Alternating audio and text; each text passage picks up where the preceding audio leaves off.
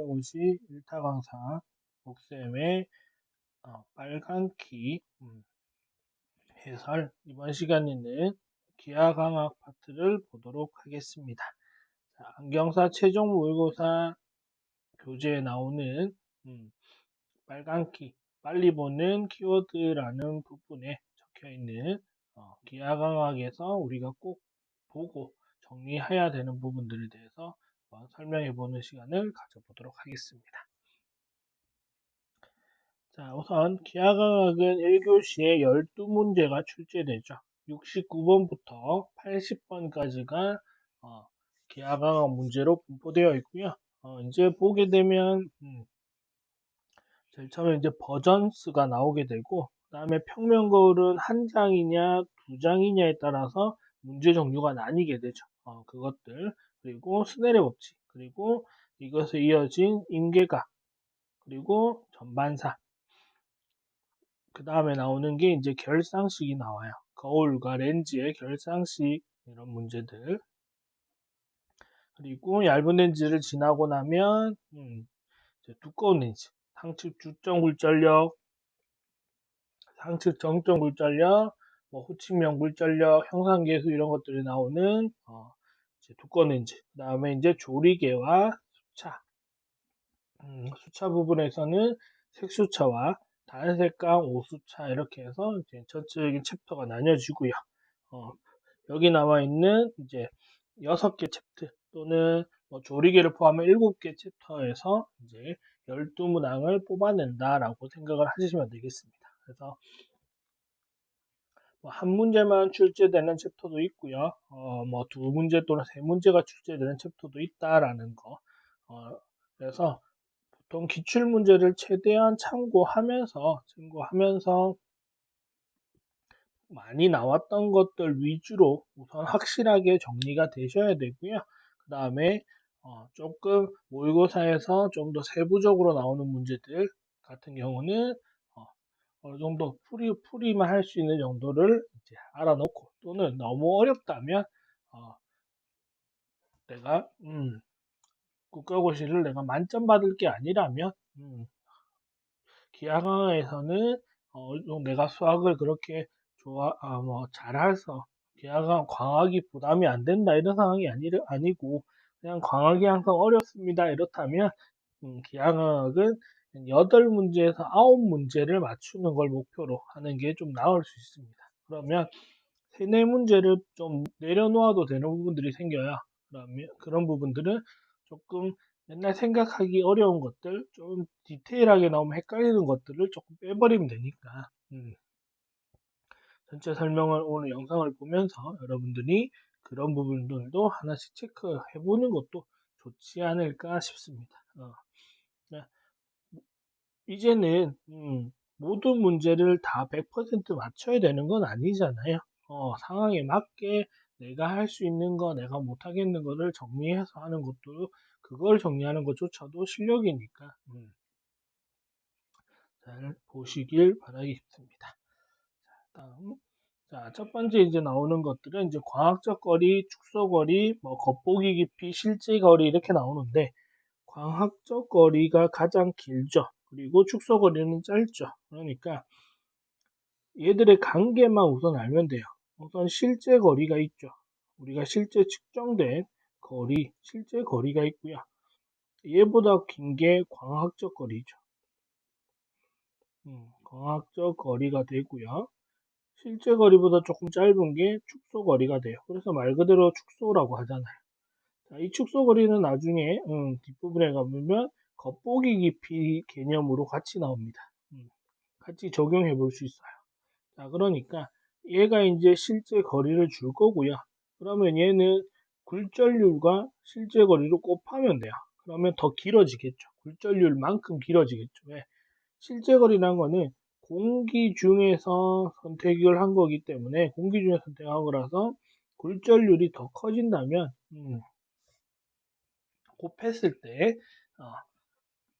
훨씬 길어지고요. 자, 만약에 실제 거리가 매질 속에서 했다면, 매질 속에서 거리라면 느려진 거니까 여기가 이제 여기를 이제 공기라고 본다면 진공을 대체하는 공기로 본다면 훨씬 길어질 수도 있어요. 그러니까 광학적 거리는 실제 거리에다가 굴절률을 곱해서 구하시면 돼요. 어쨌든 늘려야 되는 거니까. 늘려야 되는 거고, 축소 거리는 짧아져야 되죠. 그래서 실제 거리를 굴절률로 나눠주시면 돼요. 그러니까 굴절률과 거리를 가지고 구하는 건데, 축소 거리는 짧아져야 되니까 두 개를 나눠야 짧아지고요. 광학적 거리는 더 길어져야 되니까 두 개를 곱해야 길어진다라는 거. 그래서 얘를 너무 어렵게 생각하실 필요는 없고요. 내가 문제를 푸는데 문제에서 요구하는 게 어떤 거냐를 생각해 보시면 돼요. 그래서 기출 문제가 어떻게 표현이 되어 있는지를 조금 잘 보시는 게 좋습니다. 문제에서 실제 거리, 광학적 거리 대놓고 안 줄 수도 있거든요. 그러니까 어떤 표현으로 되어 있는지를 기출 문제 그리고 항경사 최종 모의고사 교재를 보면서 문제를 어떤 식으로 설명을 해 놓았는지, 어떤 표현이 광학적 거리에 해당하고 어떤 표현이 축소 거리에 해당하는지만 이해하신다면 이 문제는 어렵지 않게 답을 맞출 수 있을 겁니다. 다음 자, 그다음에 버전수죠. 매우 중요한 버전수예요. 왜 버전수가 중요하냐면 버전수의 단위가 디옵터예요. 그러니까 우리가 몇 디옵터 하는 거의 가장 기본 설명이 버전수라는 겁니다. 우리는 그냥 2디옵터, 3디옵터라고 하지만 그게 3버전수 단위가 디옵터인 것뿐이에요. 그래서 버전수가 매우 중요하고요. 빛의 경로가 발산 또는 계산되거나 수렴 또는 수속되는 정도를 말하고요. 빛의 집산도라고 말하죠. 우리가 집하면 모집이죠. 모이는 거고요. 산은 산기하라는 거니까 퍼지는 거예요. 그러니까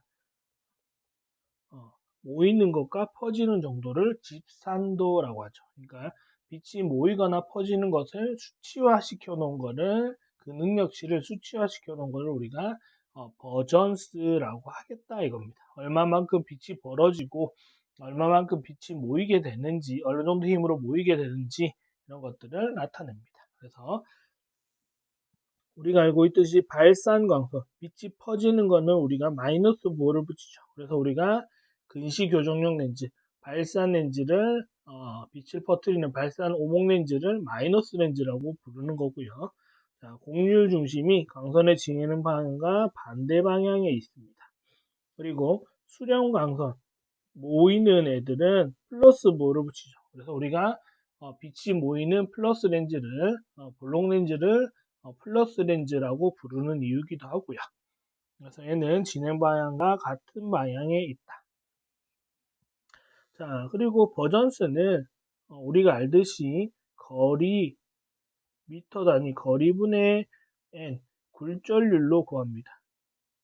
굴절률로 구한다라는 거. 근데 우리는 굴절 검사에서는 공기 중이다 보니까 그냥 거리의 역수로 구하는 거지만 광학에서는 거리분의 굴절률이 버전스 디옵터가 된다라는 거. 그래서 이것도 그냥 단순 나누는 거잖아요.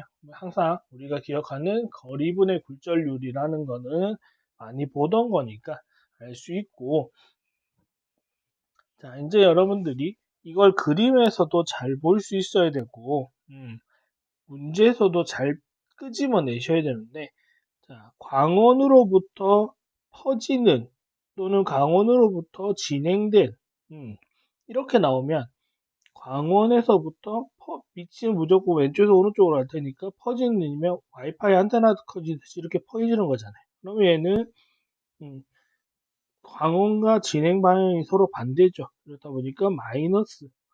안테나는 와이파이 안테나는 벌어질수록 넓어지니까 이거는 마이너스 광선이에요. 그러면 만약에 광원으로부터 진행된 버전수의 2m 진행된 버전수의 값은 얼마냐? 파면의 버전수는 얼마냐? 그러면 마이너스 2m 분의 굴절률이 1이면 1. 이렇게 되면 마이너스 0.5디옵터 이렇게 된다. 이렇게 구할 수 있죠. 자, 그 다음에 한 점으로 수렴되는, 한 점으로 모이는, 때는 강선 이라고 하게 되면 여기가 이제 플러스 값이 되는 거죠. 플러스 값이 되니까 이거는 플러스 거리분의 n으로 나눠가지고 플러스 버전스 값을 찾아낼 수 있는 거예요. 그러니까 한 점으로 수렴하고 있다. 지금 거리로부터 몇 센티미터 앞 지점으로 한 지점의 한 점으로 수렴하고 있다. 이렇게 나오거나 아니면 광원으로부터 뭐 진행되어서 50cm 진행된 파면에서의 그 버전스 값이 얼마냐 이러면 이제 발산이고요. 그래서 문제를 잘 읽고 또는 이런 그림을 가지고 문제를 낸다고 했을 때 쉽게 답을 찾을 수 있는 이런 형태가 되시면 되겠고요. 자, 이런 문제는 쉬우니까 한두 번만 감만 잡으시면 충분히 하실 겁니다. 자, 그 다음에 무엇보다 중요한 스넬의 법칙이죠. 자, 스넬의 법칙을 무조건 어렵게 생각하지 마시고요. 스넬의 법칙은 뭐 반사의 법칙, 굴절의 법칙이라고 되어 있는데 이런 내용들을 조금 기억을 하셔야 되지만 스넬의 법칙은 여기가 n의 매질이고요. 여기가 n 프라임 매질. 그러면 n의 매질 이 위의 면에서 일어나지는 모든 에너지와 밑에 n 프라임 매질에서 일어나는 모든 에너지의 값은 같아야 된다라고 하는 게 스넬의 법칙이에요. 자, 얘를 알고 있으면 만약에 m과 n 프라임에서 n 프라임이 더 크다라는 걸 알면 자, 그러면 여기다가 이 매질에서의 속도 얘가 1이고요. 얘가 2라고 할게요. 속도 1과 2는 얘가 더 커야 맞죠. 그래야지 이게 전체가 성립을 하니까. 그 다음에 파장의 길이도 당연히 파장의 길이도 이렇게 돼야 맞고요. 그 다음에 입사각, 굴절각도 입사각이 더 커야 되는 거예요. 이런 것들을 너무 외우려고 하지 마시고 공식을 외우려고만 공식 자체를 형태는 눈에 익혀 놓으시긴 해야 되죠.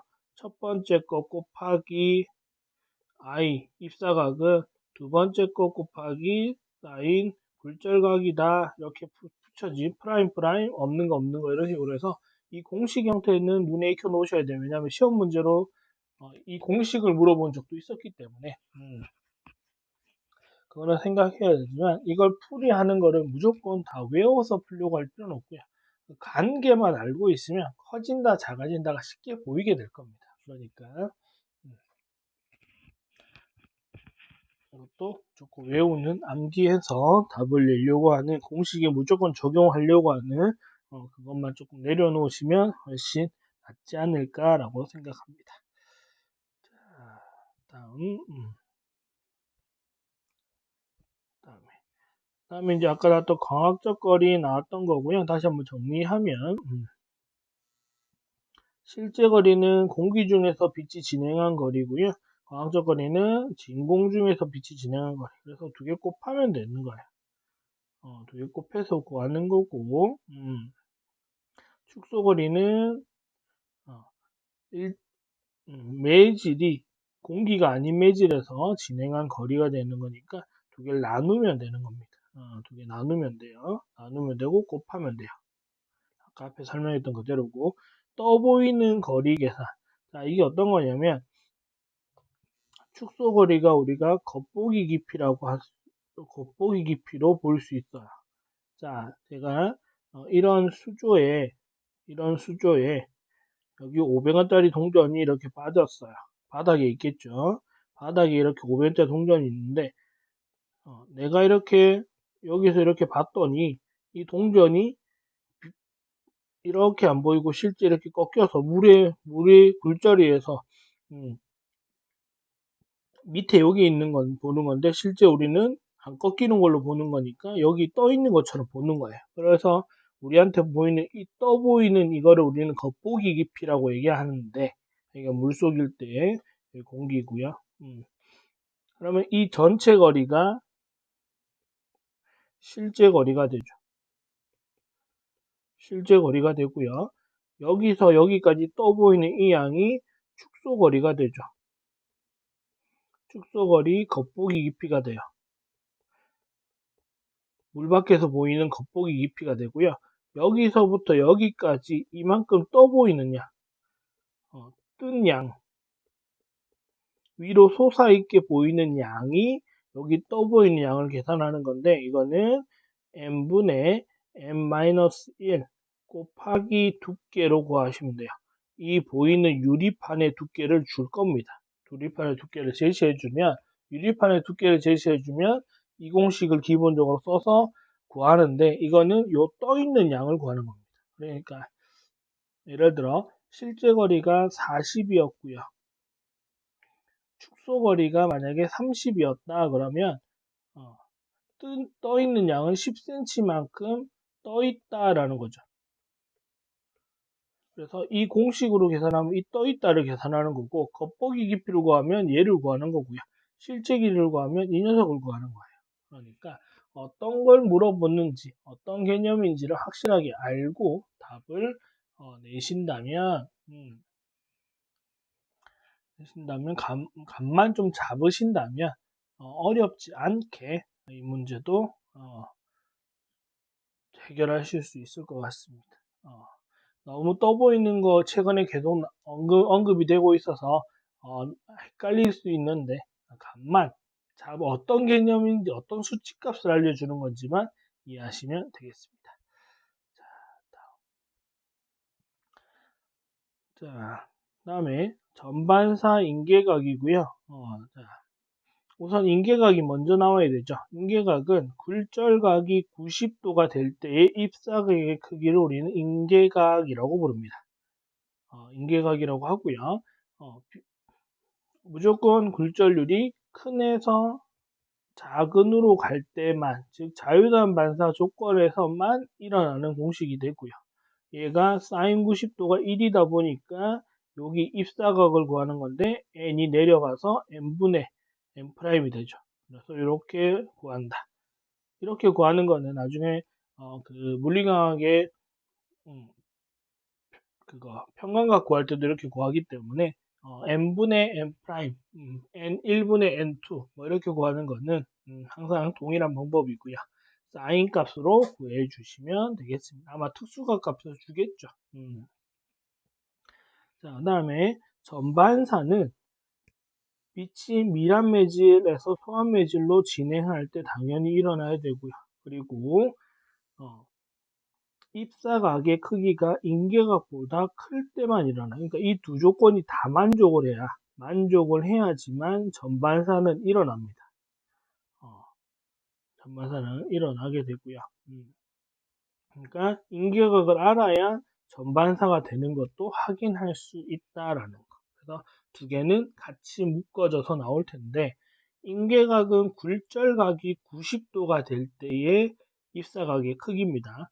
그 브루스터 각과 헷갈리시면 안 돼요. 브루스터 각은 반사광선과 굴절광선이 90도를 이룰 때의 입사각입니다. 그러니까 너무나도 비슷하다 보니까 말이 한글로 적혀 있으면 굉장히 비슷해 보이잖아요. 그래서 수험생들이 많이 현혹되거든요. 그러니까 항상 보기를 보면 두 개가 같이 적혀 있어요. 근데 임계각은 굴절각이 90도가 될 때의 입사각의 크기를 의미한다라는 거 꼭 감을 잡으시고 구해주시면 되겠고, 공식은 n1분의 n2 첫 번째 매질분의 두 번째 매질 나눠서 답을 구하면 되는 거니까 구하는 것 자체는 어렵지 않지만 이 말을 이 개념을 이해하는 게 중요하고, 항상 기억해야 될 건 큰에서 작은 매질, 밀안에서 소한 매질로 이동할 때만 일어나는 거예요.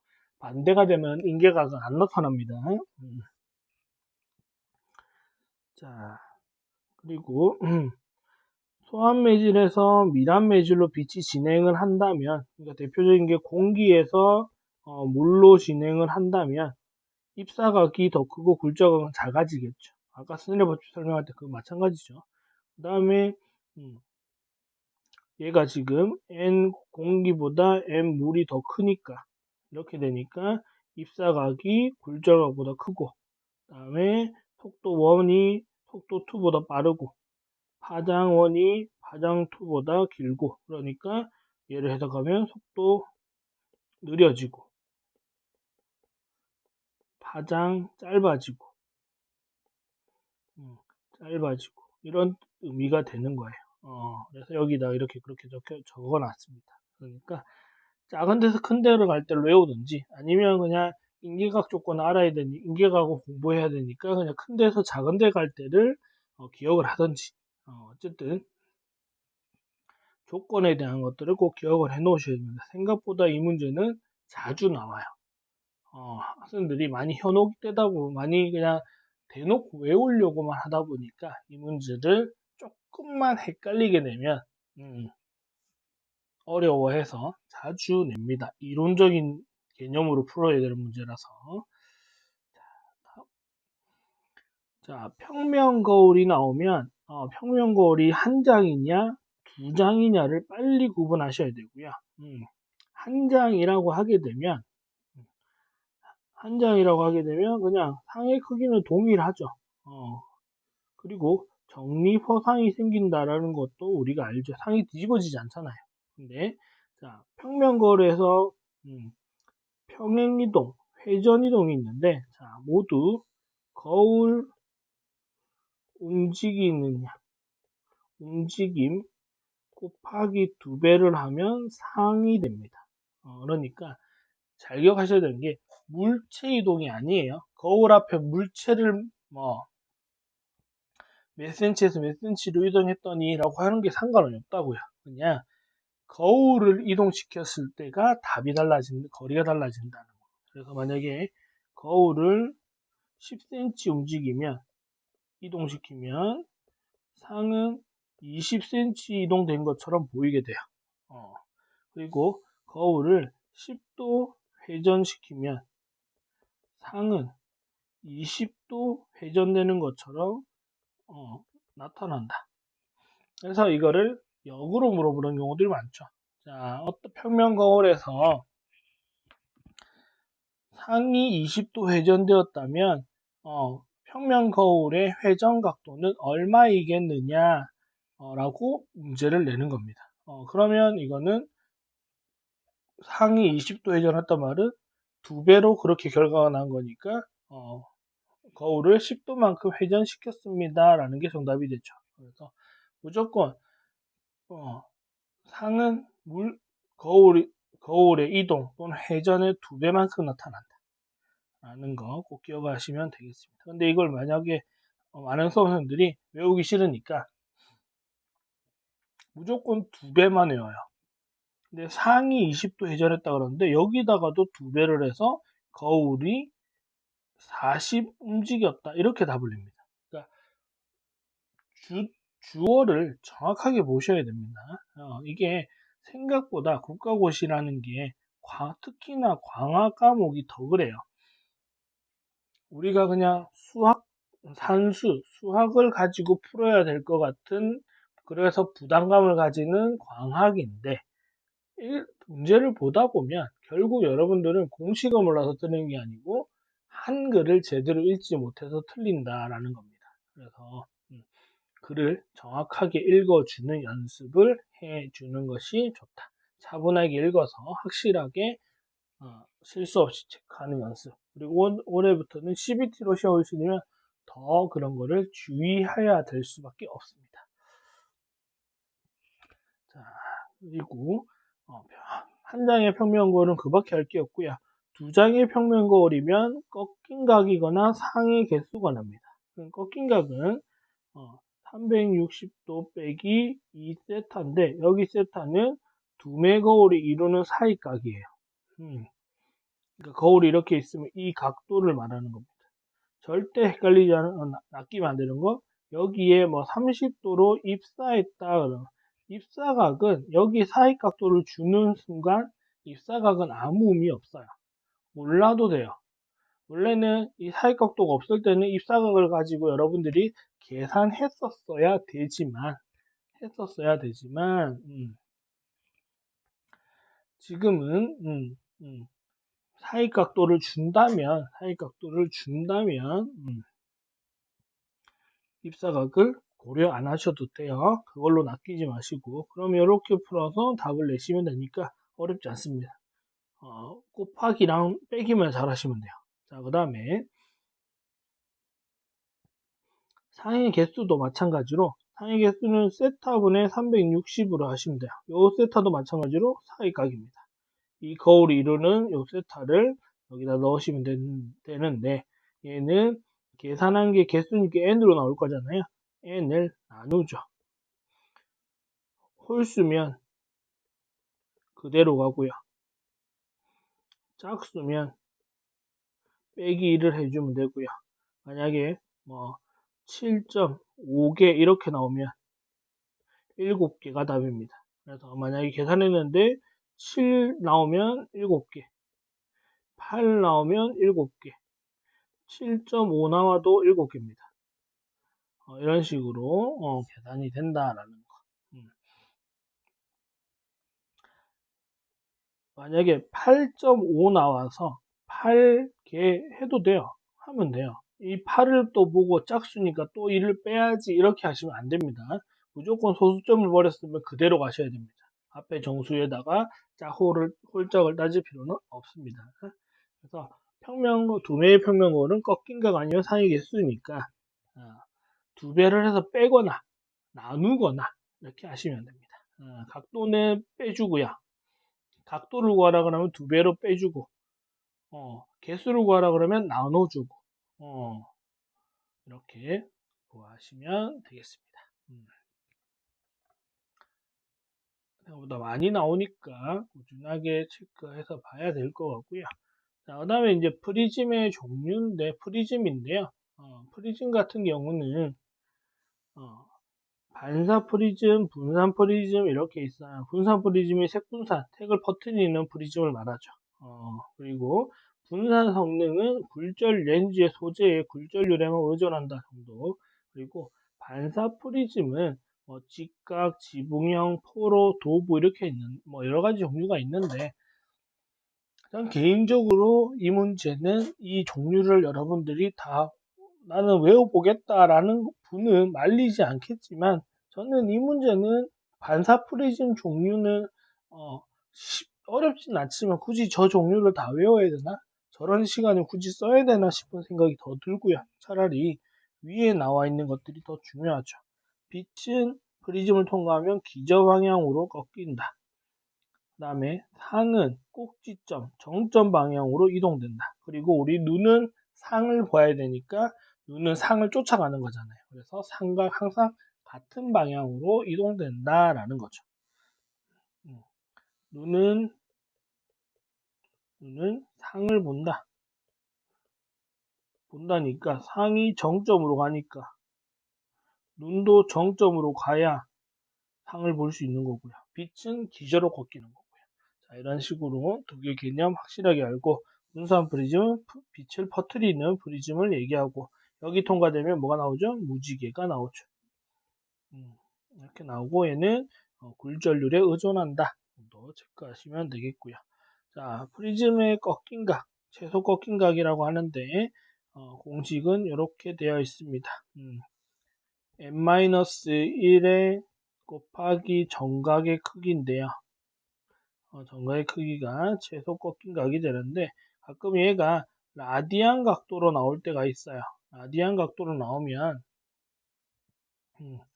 뭐 0.04도 이런 식으로 나올 거예요. 그러면 그냥 정수계로 4프리즘 이렇게 구하시면 돼요. 왜냐면 이 라디안 각도 나올 때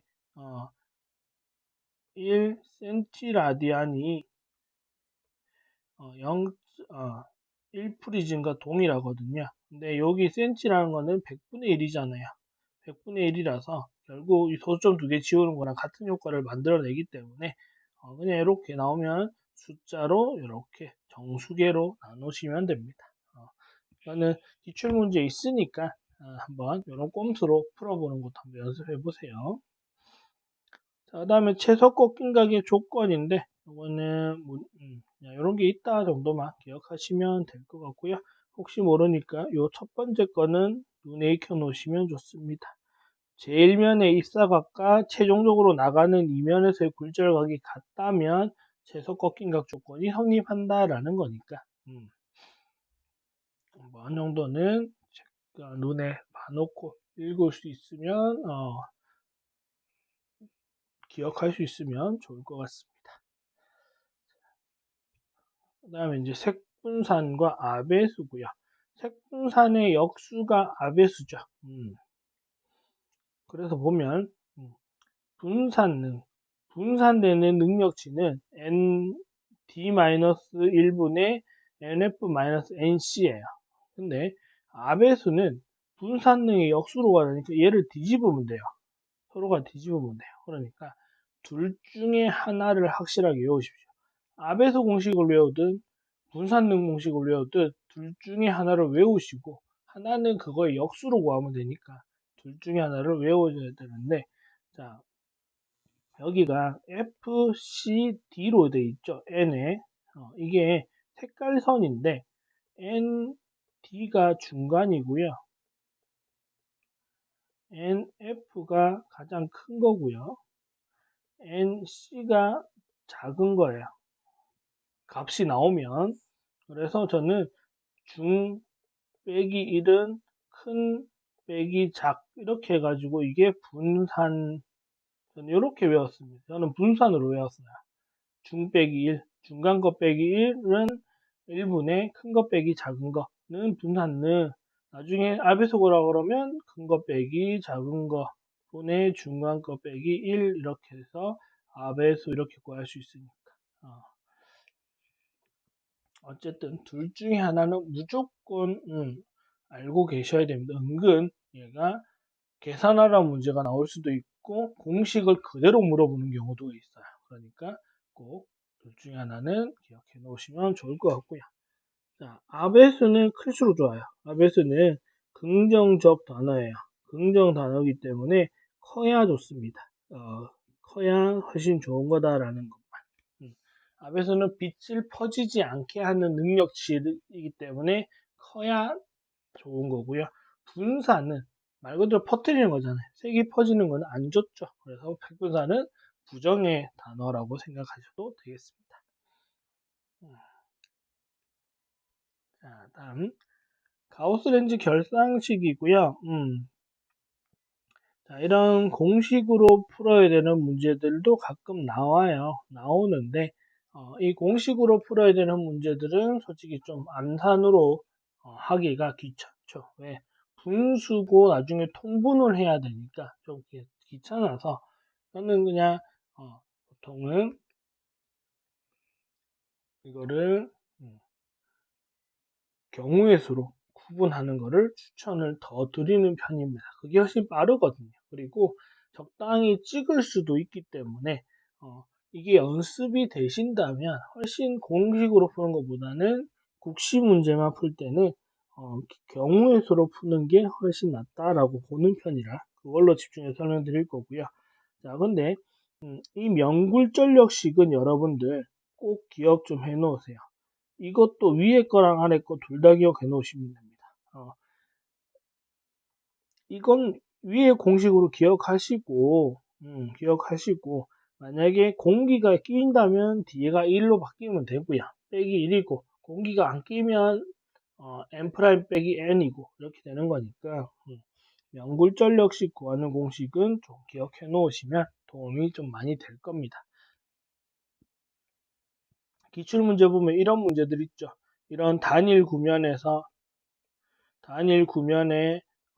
공률 반경 이거 한 플러스 20cm 주고 여기가 공기고 여기가 1.5 매질 이렇게 주고 이 렌즈의 디옵터 구해라 이렇게 주잖아요. 그러면 플러스 0.2 미터분의 1.5니까 1.5 빼기 공기니까 1 이런 식으로 해서 이렇게 답 구하는, 그래서 답이 플러스 2.5가 되는 이런 문제를 많이 봤을 거예요. 그래서 이거를 풀려면 이 공식은 눈에 익혀놔야 되죠. 익혀놔야 되니까 이 연굴전력식을 구하는 공식 자체는 눈에 잘 체크해 두시고, 자, 다음에 작도법. 작도법도 시험 문제로 나왔습니다. 나오고 중요하니까. 자, 광축에 평행하게 입사하면 걔는 반사 또는 그 연장선이 초점을 지난다. 정확하게 무슨 초점? 상측 초점을 지나가게 되고요. 거울의 초점을 지나가게 되면 반사하고 나면 광축에 평행하게 나간다. 그러니까 위에 거 두 개가 서로 반대죠. 서로 역행이 되는 거고, 렌즈라면 여기가 굴절각으로만 바뀌면 돼요. 달라질 건 없습니다. 자, 그 다음에 거울의 곡률 중심을 지나는 광선은 반사 경로를 되돌아간다. 즉 굴절 없이 직진한다 이렇게 생각하시면 돼요. 보통 이 중간에 거울 중심으로 가는 요거는 거울에서만 나타나는 거라서 위에 세 가지만 잘 기억하시면 됩니다. 첫 번째는 평행한 거는 평행광선이 들어오면 광선은 F'을 지나가고요. F에서 시작되거나 F를 지나오면 평행이 되고 평행광선이 되고 C를 지나오면 직진한다. 자, 요렇게 3개 정도 기억해 주시면 되겠습니다.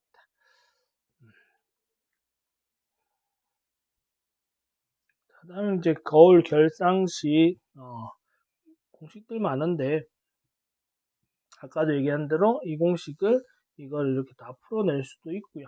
그냥 경우의 수를 외워서 문제를 풀 수도 있습니다. 근데 요 배율은 구하는 거 좀 기억해 놓으시면 좋습니다. 거울은 반사기 때문에 마이너스가 더 붙고요. 렌즈의 배율은 이제 여기가 그냥 하나로 된다고 했을 때 S분의 S'이 되면서 마이너스가 빠져요. 반사가 아니기 때문에 마이너스가 빠진다라는 것 정도만 기억하셔도 충분하겠습니다.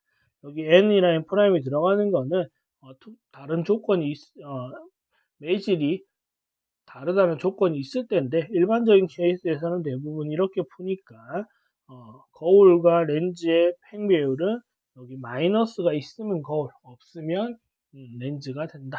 그 차이밖에 없습니다. 그래서 행 배율은 잘 이해하시면 좋습니다. 행 배율이 마이너스 부호가 나온단 말은 돌입실상이라는 뜻이고요. 행 배율이 플러스 부호가 나온단 말은 정립허상이 됩니다. 그 다음에 뭐 1보다 크다 그러면 뭐 물체보다 상의 거리가 더 길다. 1이면 물체 거리랑 상거리가 같다. 1보다 작게 나온다 그러면 상이 더 짧다. 물체가 길이가 더 길고 상이 짧다. 이렇게 되어 있는 거니까 그 행배율만 잘 이해하시면 잘 분석할 수만 있으면 결상식 문제 푸는 거는 생각보다 간단하게 풀 수 있을 겁니다. 자, 다음. 자, 이 경우의 수가 이렇게 표로 되어 있어서 복잡할 수 있는데 자, 오목 거울과 볼록 렌즈는 결상 조건이 같아요. 단 다른 거는 얘는 반사고 얘는 굴절이라서 전체적인 결과가 거울은 앞에 있고 렌즈는 뒤에 있다. 이거 차이밖에 없어요. 그거 빼고는 전체적으로 다 동일한데 얘를 이 경우의 수를 다 외우려면 너무 힘들잖아요. 그래서 자, 문제에서 F 물측 초점 줄 거고 곡률 중심 C로 줄 수도 있고 아니면 EF로 줄 수도 있어요. 렌즈라면 EF, 거울은 C로 줄 건데 자, C 또는 EF를 같다고 놓으면 물체 거리를 처음에 누구랑 비교한다? EF 또는 C와 비교를 해서 빨리 크기를 찾아내고요. 상의 크기. 상의 크기를 빨리 찾아내는 겁니다. 커진다, 짧아진다, 커진다, 작아진다, 같다 이런 거를 찾아내고 자, 첫 번째 했으면 두 번째는 물체거리랑 F 물측 초점이랑 비교해서 초점거리랑 비교해서 뭘 알아내야 된다? 상의 종류를 빨리 보셔야 됩니다. 상위 종류를 빨리 알아내시는 게 좋습니다. 알아내야지만 답을 낼 수 있어요. 그러니까 이거 두 개만 빨리 이거 두 개만 보는 거 연습이 되면 오목고율과 볼록렌즈 문제는 거의 다 먹고 들어갈 수 있어요. 이 책에 있는 문제 그리고 기출 문제들을 가지고 또는 여러분 모의고사에 있는 이 문제들을 가지고 이 두 가지 방법으로 하는 연습을 한 하루, 채 하루도 아니고요. 몇 시간만 한번 해보세요. 그러면 감이 잡히고 정답이 생각보다 잘 나온다라는, 생각보다 적중률이 높다라는 게 보일 겁니다. 그러면 굉장히 쉬운 방법이 되잖아요. 이걸 다 안 해온다 하더라도. 그러니까 한번 연습하기를 추천드리겠습니다. 다음에 얇은 렌즈 넘어가게 되면 얇은 렌즈가 밀착되어 있다 또는 살짝 떨어져 있다라고 되어 있죠. 두매의 얇은 렌즈, 합성 렌즈 굴절력이라고 나와요. 합성 렌즈 굴절력이란 이름으로 문제가 나옵니다. 자, 얘는 그냥 단순하게 두 개를 더하고요. 더한 데다가 빼주면 돼요. 거리 떨어진 거랑 이렇게 두 개를 곱해서 빼면 되는데 이거는 렌즈 사이 거리죠. 그리고 미터 단위라는 거 기억하시고 이렇게 빼면 되고요. 만약에 얘가 그러니까 렌즈가 이렇게 되어 있다면 요 D가 있으니까 이런 공식으로 구하면 되고 만약에 이 렌즈가 이렇게 딱 두 개 붙어 있다. 그러면 D가 0이 되잖아요. 여기다 0 넣어봤자 이 D가 다 0이 되니까 계산할 필요가 없죠. 이거만 구하면 되는 거예요. 빼기 0이니까. 빼기 0이니까. 그래서 메인 공식은 이걸로 기억을 하세요. 이걸로 기억을 한 다음에 만약에 밀착되어 있다 그러면 뒤에를 무시하면 되고 거리가 떨어져 있다 그러면 앞에만 쓰면 돼요. 그리고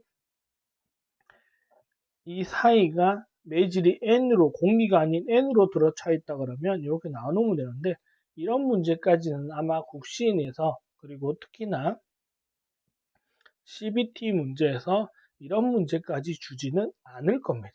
제가 봤을 때는 주지는 않을 거고 나와봐야 위 두 가지 유형의 문제들로만 나오게 될 건데 확실하게 찾을 수 있는 연습 계산할 때 이거 미터 단위라는 거 사이거리 미터 단위라는 거 꼭 기억하시면 쉽게 낼 수 있을 겁니다. 생각보다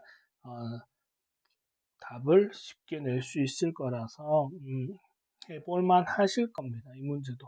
기출문제에 나와 있는 것들도 있고 안경사 최종 모의고사 책에도 생각보다 많은 문제들이 있으니까 몇 문제 있으니까 연습 한번 해보시면 이 문제 별거 아니네 이 문제는 꼭 맞춰야지 막 이런 것들이 생각이 드실 겁니다. 이 문제는 푸셔야 돼요.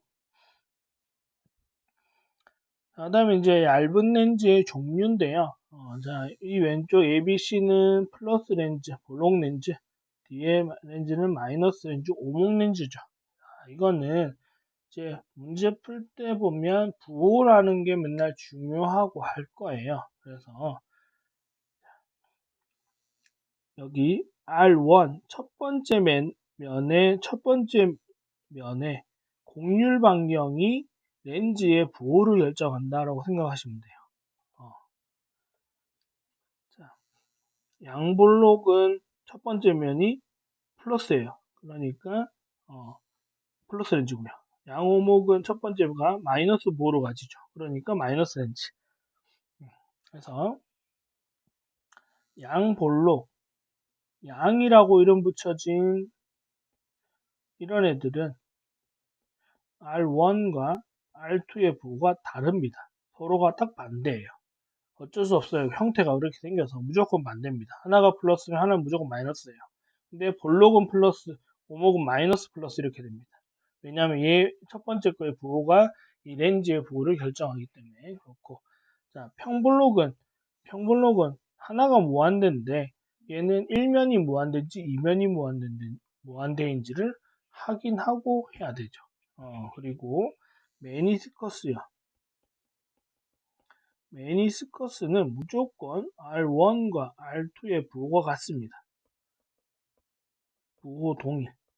즉 같은 방향을 보게 부호를 동일하게 해서 만들어 놓은 게 메니스커스예요. 그러니까 얘가 마이너스면 둘 다 마이너스, 플러스면 둘 다 플러스예요.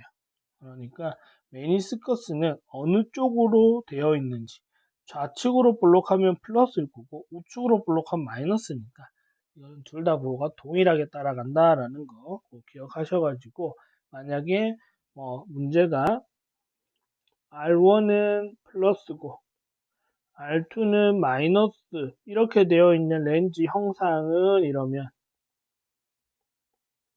두 개가 다르네, 그리고 얘가 플러스네, 그러면 양볼록, 이런 답을 할 수 있어야 된다고.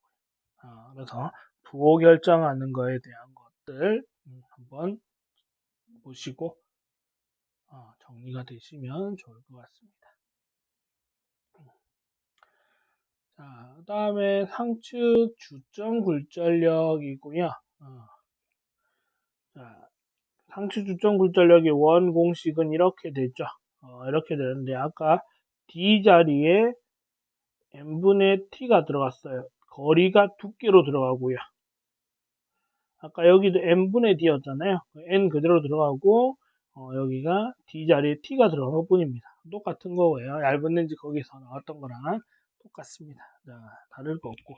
자, 그 다음에 상측 정점 굴절력은 여러분한테 이걸 계산하는 문제는 거의 안 나오는데, 기출이나 모의고사에서 많이 봤듯이 정리된 공식으로 묻죠. 그래서 자, 이만큼이 뭐죠? 형상계수예요.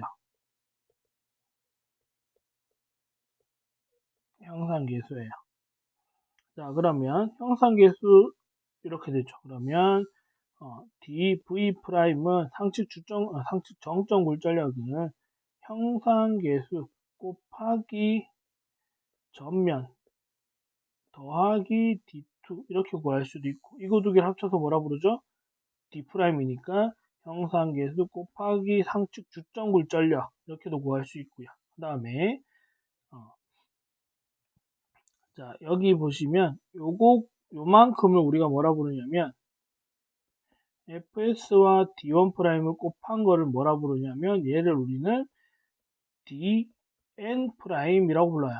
호칭면 굴절력이라고 부릅니다. 요만큼. 더하기 뭐 곱하기 이렇게 불러요. 그러니까 자, 얘는 또 이렇게 표현할 수 있죠. 또는 dm' 더하기 d2'으로 구할 수 있죠. 요만큼이 dm'이니까 호칭면 굴절력 더하기 d2'으로 구할 수 있어요. 이렇게 세 가지로 표현 다 가능해요. 상측 정점 굴절력은 요거를 많이 물어봅니다. 많이 물어보게 되고요. 그러면 호칭면 굴절력은 형상계수 곱하기 d1'으로 구할 수 있다 이거죠. 또는 호칭면 굴절력 위에서 써먹었던 걸 구해보면 여기다가 얘를 빼는 걸로 구할 수 있죠. 자, 그래서 이 5가지 이 케이스들만 기억할 수 있으면 생각보다 두꺼운 렌즈에서 나오는 문제들은 어렵지 않습니다. 요걸로 구하는 문제들 많습니다. 많으니까 기출문제 최종 모의고사 또는 모의고사에 나와 있는 것들 확인하시고 확인한 다음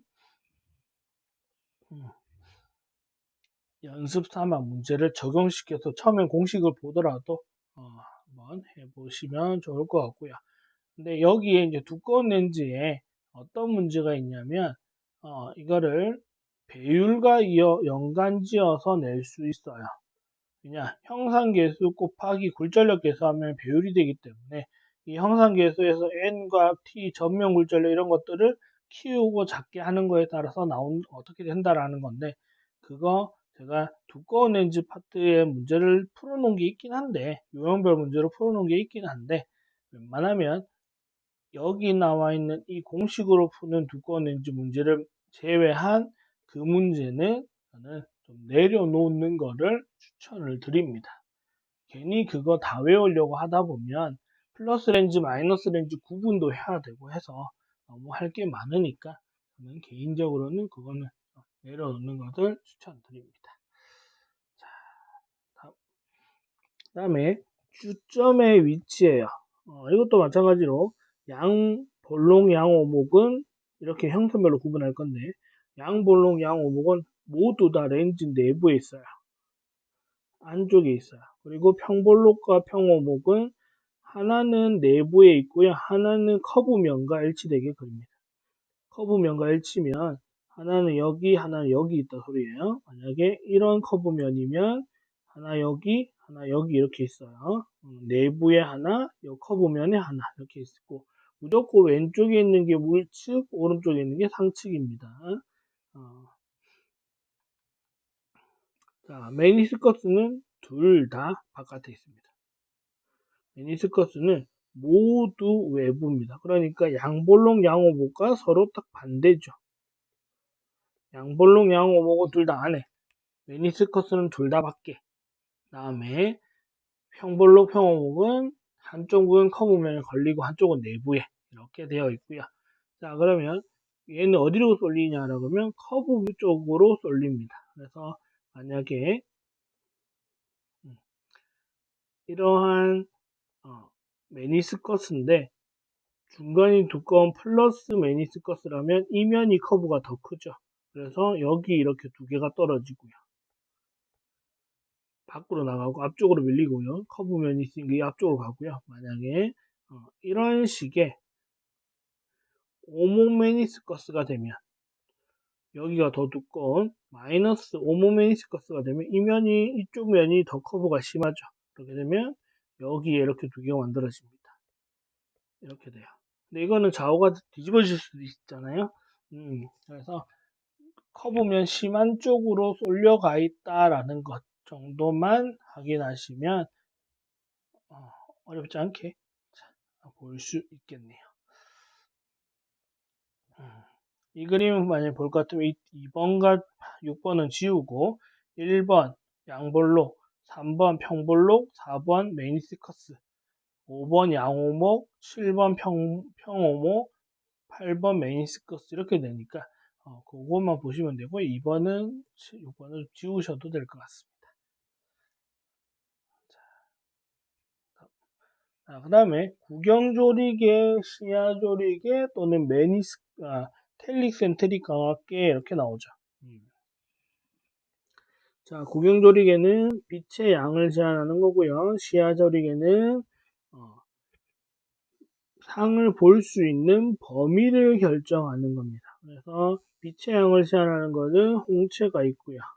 그 다음에 상을 볼 수 있는 범위를 제한하는 것은 망막, 눈꺼풀, 안경 쓴 사람이라면 안경테 림 이렇게 구분할 수 있고 자, 여기에 조금 더 어려운 문제가 되려면 렌즈 전방에 조리개가 있다면 이 구경조리개가 빛이 들어오는 양을 제한하는 거니까 입사동이 돼요. 그래서 들어오는 빛의 양을 제한하는 걸 구경조리개라고 하는데 이 구경조리개 중에서도 렌즈로 들어오는 빛을 제한하면 입사동, 나가는 빛을 제한하면 출사동이라고 부릅니다. 자, 다음에 텔릭센트릭 광학계는 입사동 또는 출사동이 무한원에 있는 것을 말하고요. 물측을 텔릭센트로 간단 말은 물측을 무한대로 하겠다라는 거잖아요. 그러면 조리개를 상측 초점에 놓으시면 돼요. 자, 그러니까 평행 이렇게 물측을 무한대로 하고 싶다면 조리개를 이 렌즈의 초점, 상측 초점 위치 여기다가 조리개를 이렇게 두면 된다는 겁니다. 조리개를 두면 되고요. 만약에 상측을 무한대로 하고 싶다 그러면 렌즈 지나간 얘를 무한대로 해야 되니까 이 렌즈의 물측 초점 위치에다가 조리개를 이렇게 두시면 돼요. 이 개념입니다. 어려울 건 없고요. 이거는 암기. 한번 해주시면 충분합니다. 다음에 색수차. 색수차는 색분산과 연관되어 있죠. 분산. 그래서 파장에 따른 빛의 속도 차로 인해서 나타난다라는 거, 요거는 좀 단어는 기억하셔야 되고요. 파장이 짧을수록 보라색이 가까워질수록 속도 느려지고 굴절률은 커진다. 그러니까 많이 꺾이니까 밑으로 가요. 그래서 제일 위에 레드, 제일 밑에 바이올렛 이래서 무지개가 형성되는 거죠. 얘가 프리즘 통과하면서 가장 굴절이 많이 되니까 밑으로 가고 굴절이 덜 되니까 위쪽에 존재하는 거고요. 그 다음에 색수차 제거 광학계 같은 경우는 재질이 다를 때는 볼록 렌즈와 오목 렌즈를 서로 밀착시켜서 서로 다른 재질로 만든 것을 밀착시켜서 제거할 수도 있고요. 재질이 동일할 때는 일정 거리를 떨어뜨려 가지고 하시면 되는데 얘는 두 렌즈의 초점 거리의 평균을 구하시면 돼요. 초점 거리의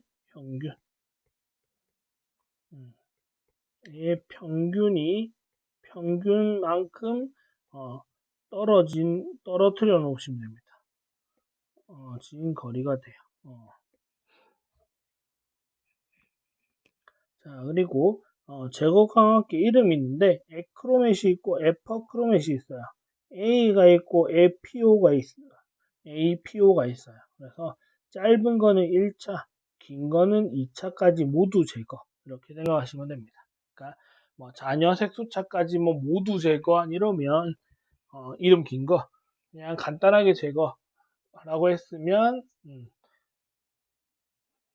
짧은 거 이렇게 구분하시면 돼요. 이름 긴 거 짧은 걸로 구분하시는 게 제일 좋습니다. 저거를 외우려고 해도 기니까 그냥 짧은 거는 짧은 1차, 긴 2차 이렇게 생각하셔서 답을 내시면 되겠습니다. 자, 그 다음에 단색강 수차 5개 있죠.